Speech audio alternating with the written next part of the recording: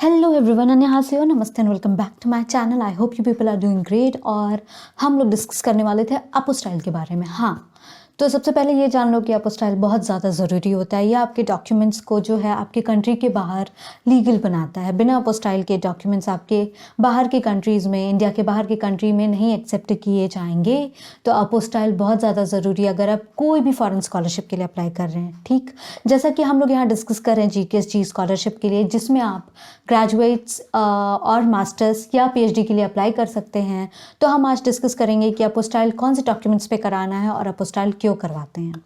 तो जैसा कि मैंने आपको पहले बताया है कि अपोस्टाइल ही आपके डॉक्यूमेंट्स को जो है लीगल बनाएगा, अदरवाइज़ वो कहीं नहीं एक्सेप्ट होगा। इसलिए अपोस्टाइल कराना बहुत ज़रूरी है अगर आप फॉरेन यूनिवर्सिटीज़ में अप्लाई कर रहे हो, इंडिया के बाहर अप्लाई कर रहे हो तो।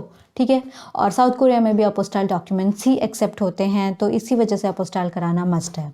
हाँ ठीक है, अब GKS में जो है आपके डॉक्यूमेंट्स कौन कौन से लगेंगे, सबसे पहले तो हम डिस्कस कर लेते हैं कि डॉक्यूमेंट्स कौन कौन से लगाने हैं आपको अपोस्टाइल के लिए। ठीक है, तो पहली चीज़ है कि आप अगर अपना बर्थ सर्टिफिकेट, हाँ, बर्थ सर्टिफिकेट बनवा रहे हो या फैमिली रजिस्टर बनवा रहे हो, तो बर्थ सर्टिफिकेट और फैमिली रजिस्टर में अपोस्टाइल इज़ मस्ट। ध्यान रहे एक ही चीज़ बनवानी है, या तो बर्थ सर्टिफिकेट बनवाना है या तो फैमिली रजिस्टर बनाना है। ठीक है, तो उसमें जो है अपोस्टाइल मस्ट है, उसमें अपोस्टाइल होना ही होना चाहिए। पहली चीज़ हो गई बर्थ सर्टिफिकेट के ऊपर। ठीक, दूसरी चीज़ आती है सिटीजनशिप प्रूफ। हाँ, उसमें भी अपोस्टाइल बहुत ज़्यादा ज़रूरी है अगर आप पासपोर्ट के अलावा कोई दूसरा चीज़ लगा रहे हो तो। जैसा कि इंडिया में जो है आपका आधार कार्ड भी, सॉरी आधार कार्ड नहीं, बिल्कुल भी नहीं। जैसा कि इंडिया में आपका वोटर ID कार्ड एक्सेप्टेड था पिछले गाइडलाइंस के अकॉर्डिंग, तो इस साल भी वो एक्सेप्टेड होगा।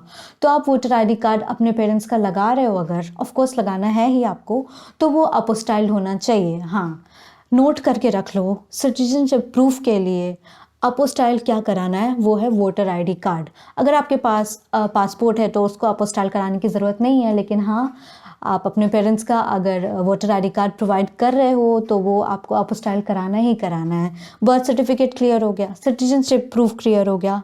अब आते हैं एजुकेशनल डॉक्यूमेंट्स के ऊपर। तो हाँ, अगर आप मास्टर्स के लिए अप्लाई कर रहे हो तो आपको अपने बैचलर्स का डिग्री सर्टिफिकेट और ट्रांसक्रिप्ट, ये दोनों अपोस्टाइल कराना ही कराना है। प्रोविजनल डिग्री भी बनवा रहे हो तो वो भी अपोस्टाइल होना चाहिए। अगर आप PhD के लिए अप्लाई कर रहे हो तो आपके बैचलर्स के डिग्री और ट्रांसक्रिप्ट प्लस मास्टर्स का डिग्री और ट्रांसक्रिप्ट भी अपोस्टाइल होना चाहिए। तो I hope it is clear कि आपके डिग्री सर्टिफिकेट्स और ट्रांसक्रिप्ट अपोस्टाइल होने चाहिए। ये इधर के डॉक्यूमेंट्स हो गए।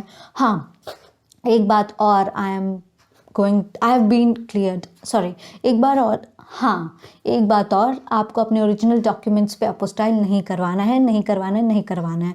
आपको जितने भी डॉक्यूमेंट्स अप्लाई करना है वो आप जो है कलर्ड फोटोकॉपी उस सबके निकलवा लो। उसके बाद सेट वाइज अकॉर्डिंग आप उसको अपोस्टाइल के पास भेज दो। ठीक है, क्योंकि अपोस्टाइल जो है 6 मंथ्स के लिए वैलिड होता है, तो ओरिजिनल डॉक्यूमेंट्स पे अपोस्टाइल कराने का कोई मतलब नहीं होगा। हाँ, अगर आप एम्बेसी ट्रैक के लिए अप्लाई कर रहे हो तो आपको 1 सेट ऑफ डॉक्यूमेंट पे अपोस्टाइल करवाना होगा। यूनिवर्सिटी ट्रैक के लिए अप्लाई कर रहे हो तो उसमें भी 1 सेट ऑफ डॉक्यूमेंट पे अपोस्टाइल करवाना होगा। लेकिन अब तो आपके लिए दोनों ऑप्शन है। अगर आप एम्बेसी ट्रैक में अनफॉर्चुनेटली नहीं सेलेक्ट हो पाते तो आप यूनिवर्सिटी ट्रैक के लिए भी अप्लाई कर सकते हो।